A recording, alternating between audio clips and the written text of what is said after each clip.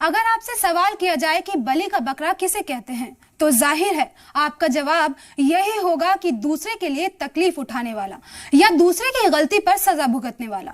और सवाल यह है कि आखिर आज बलि के बकरे का तस्करा क्यों छेड़ दिया।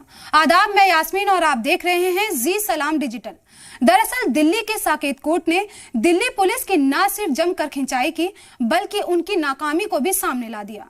कोर्ट ने जामिया मिलिया इस्लामिया तशद्दुद मामले में शर्जिल इमाम समेत आसिफ तन्हा, सफूर अजरगर, अबू जर, चंदा यादव और शोएब समेत 13 लोगों को बरी कर दिया है। और इस मौके पर साकेत कोर्ट के एडिशनल सेशन जज अरुल वर्मा ने कहा कि इस मामले में दायर अहम चार्जशीट और 3 सप्लीमेंट चार्जशीट को देखने के बाद जो हकीकत हमारे सामने आई है, उसमें अदालत इस नतीजे पर पहुंची है कि पुलिस ने जुर्म को अंजाम देने वाले असली मुजरिमों को पकड़ने में नाकामयाब रही, लेकिन इन लोगों को बलि के बकरे के तौर पर गिरफ्तार करने में कामयाब रही। बता दें कि इस केस में शर्जिल इमाम तो बरी हो गए हैं, लेकिन शर्जिल इमाम जुडिशियल कस्टडी से फिलहाल रिहा नहीं होंगे, क्योंकि वो अभी भी 2019 में दिल्ली में हुए तशद्दुद के 3 अलग अलग मामलों में मुकदमों का सामना कर रहे हैं। उन्हें अभी से 13 दिसंबर 2019 में हुए तशद्दुद केस से बरी किया गया है।